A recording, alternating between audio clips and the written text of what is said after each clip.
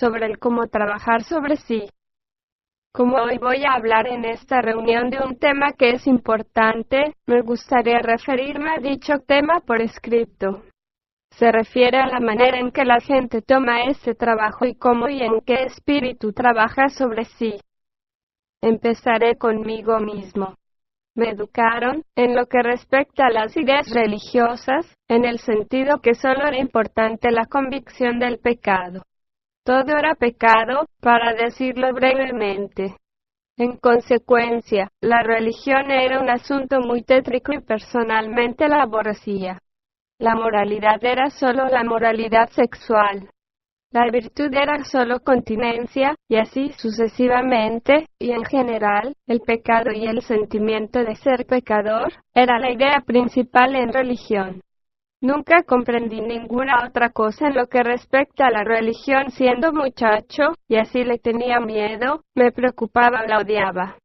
Empecé a tartamudear. Escuchaba las escrituras, casi siempre las del Antiguo Testamento, que siempre me parecían indescriptiblemente horribles. Dios era una persona violenta, celosa, malvada, acusadora, y otras cosas semejantes. Y cuando escuché el Nuevo Testamento era incapaz de comprender cuál era el significado de las parábolas, y nadie parecía preocuparse o conocer el significado. Pero una vez, en la clase dictada los domingos por el director sobre el Nuevo Testamento en griego, me atreví a preguntar, a despecho de mi tartamudeo, cuál era el significado de algunas parábolas. La respuesta fue tan desconcertante que en realidad experimenté mi primer momento de conciencia, esto es, de pronto me di cuenta que nadie sabía cosa alguna. Esa es una experiencia definida y fue mi primera experiencia de recuerdo de sí, siendo la segunda el súbito entendimiento que nadie sabía lo que yo estaba pensando, y desde ese momento, empecé a pensar por mí mismo, o más bien creí poder hacerlo. Como es sabido, todos los momentos de verdadero recuerdo de sí permanecen para siempre en nuestra vida interior, y nuestra verdadera vida no son los eventos de fuera, sino los estados interiores. Recuerdo con tanta claridad la sala de clase, las altas ventanas construidas de tal manera que no se podía ver el exterior, los pupitres, el estrado en el cual se sentaba el director, su delgado rostro de estudioso, el nervioso hábito de torcer la boca y extender las manos, y de pronto, la revelación interior de saber que él nada sabía, nada, esto es, nada acerca de lo que realmente importaba. Esta fue mi primera liberación interior del poder de la vida externa. Desde ese tiempo, supe con certeza, y esto siempre quiere decir mediante una auténtica e individual percepción interior que es la única fuente del verdadero conocimiento, que todo mi aborrecimiento de la religión tal como era enseñada era justo.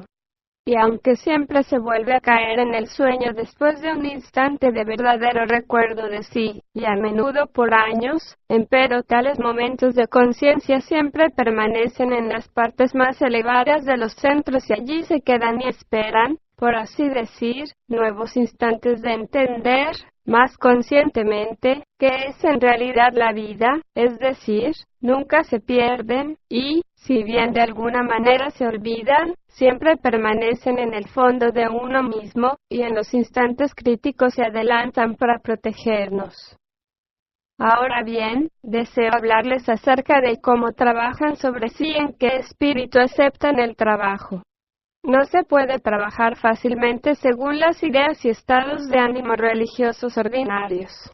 Recordarán el dicho sobre el vino nuevo en viejos odres. Este trabajo, este sistema de enseñanza, estas ideas que estamos estudiando, son las cosas más bellas que es posible imaginar, y para nosotros son nuevos. No, son mucho más hermosas y bellas que cualquier cosa que se pueda imaginar. Solo nos acusan de estar dormidos. En ellas no hay convicción alguna de pecado. Nos piden muy gentilmente de observarnos a nosotros mismos. Es usted mismo quien debe acusarse a sí mismo. Consideremos una de las ideas de esta enseñanza, una idea acerca de la esencia. Esta enseñanza nos dice que la esencia de cada uno de nosotros desciende de las estrellas.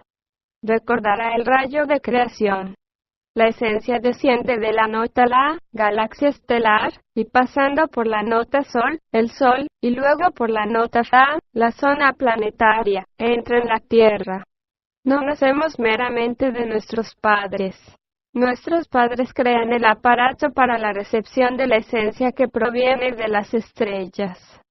Y todo trabajo, ya sea el trabajo personal, el trabajo con los otros en el trabajo, o el trabajo por el trabajo mismo, y estas son las 3 líneas de trabajo necesarias para quien quiera que desee permanecer en este trabajo, nos ha de conducir de regreso al lugar de donde hemos venido originalmente. Ahora bien, cada uno de nosotros está aquí abajo, en este oscuro planeta, tan bajo en el rayo de creación, porque cada persona tiene que observar algo especial en sí misma, algún factor especial, o rasgo principal, para llegar a ser consciente de ello y empezar a perderle el gusto, y así, a trabajar contra ello. Tal vez sea la mezquindad, la crueldad, la mentira, el orgullo, el temor, o la ignorancia y otras cosas semejantes. Y, si un hombre o una mujer mueren sin haber descubierto por qué está aquí, cuál es la verdadera razón de su vida, ¿acaso se le puede dar otro nombre que el de tragedia? Cada uno de ustedes está aquí, en la Tierra, porque desde el punto de vista del trabajo tiene algo muy especial y muy importante que ver en sí mismo, y luchar contra ello con toda su habilidad de ingenio, con toda su fuerza de mente, voluntad, alma, corazón y cuerpo. Pero, claro está, si se enorgullece de sus virtudes, pues bien, ¿qué otra cosa puede suceder sino que su fariseísmo y su falsa personalidad se acrecentarán todos los días de su vida? Y resultará que usted cristalizará en opiniones y actitudes tan estrechas que se convertirá en una persona muerta. Ya me habrán oído hablar del significado de los muertos en los evangelios, por ejemplo, como en la observación de Cristo. Dejad que los muertos sepulten a sus muertos. Los muertos son aquellos que han muerto para toda posibilidad de trabajar sobre sí y, de este modo, realizar el cambio de sí. Ahora bien, solo se puede hacer el trabajo en el espíritu de su propia belleza y luz, en el espíritu de su verdadero mensaje y significación. La vida en la tierra no es sino un campo para trabajar sobre sí, para así retomar al lugar de donde se vino. Tomar la vida como un fin en sí mismo es no comprender el trabajo, y suele ser causa de una actitud equivocada, que puede dar origen a muchas emociones negativas y esfuerzos inútiles, realizados en los estados negativos. Porque trabajar de una manera negativa es inútil. Solo a través de una especie de deleite, de un sentimiento de goce o placer o de un genuino afecto deseo, una persona puede trabajar y llevar a cabo un cambio de ser en sí misma. El temor, por ejemplo, no actúa de esa manera. Un hombre puede tener algún conocimiento de la verdad, pero a no ser que lo valorice, a menos de sentir algún deleite en ello, no puede afectarlo. No puede actuar sobre él, porque el hombre se une a la verdad solo a través del amor, por así decir, y de este modo su ser es cambiado.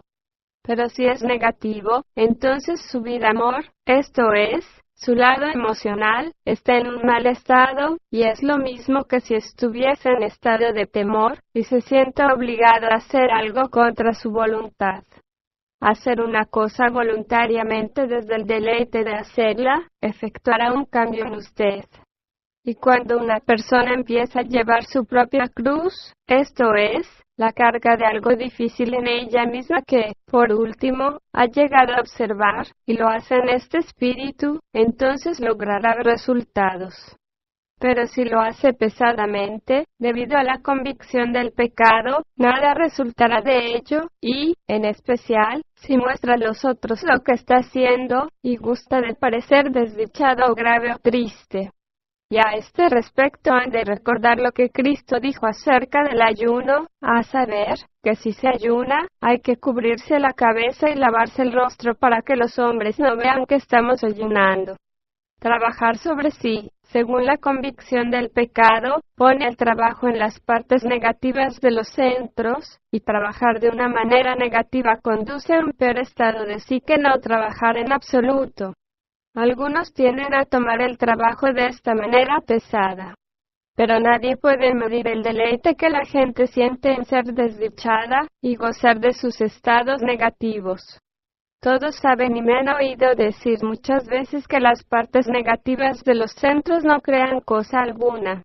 Cuando oí decir, por primera vez al Señor, que las partes negativas de los centros no pueden crear cosa alguna, y las gentes que tratan de trabajar de una manera lóbrega, negativa, solo logran que su estado interior se vuelva peor de lo que era, entonces creo que experimenté otro momento de conciencia. Comprendí que lo que había sentido acerca de la religión era justo. De súbito, había sido formulado y explicado. Este trabajo, si le prestan atención y lo escuchan en su corazón, es la cosa más bella que se puede escuchar. No habla del pecado, sino de estar dormido, del mismo modo que en los evangelios, en realidad, no se habla del pecado, sino solo de no dar en el blanco. La palabra griega significa esto. ¿Podemos escuchar el trabajo? Hay un viejo libro que poseo, escrito por un hombre en el trabajo de su época. Describe a un hombre que está profundamente dormido en la tierra, y una escala que se extiende hasta el cielo, y ángeles que tocan la trompeta casi en los oídos del hombre. Empero nada oye. Está dormido en la vida, quizás sea un millonario o una persona muy importante, o sencillamente un empleado agobiado, o una madre acongojada, o algo parecido. Este trabajo es bello cuando se ve el porqué de su existencia y de su significado. Se ocupa de la liberación. Es tan bello como si, después de estar encerrado muchos años en una prisión, se ve a un extraño que entra y nos ofrece una llave. Pero, tal vez, uno se niegue a recibirla por haber adquirido los hábitos de la prisión y haber olvidado su origen, que proviene de las estrellas. ¿Cómo, pues, será alguna vez capaz de recordarse a sí mismo, solo contando con pensamientos e intereses de prisión, y de volver su vida entera y no deformada y mancillada por emociones negativas y todas las formas del identificarse? Será muy natural que rechace la llave que puede abrir todas las puertas de la prisión, una tras otra, porque prefiere quedarse en la prisión, esto es, tal como está en sí mismo. Más, aún, se indignará y tratará de matar al extraño y luchará por su vida de prisión. Sacrificará su vida para permanecer en la prisión.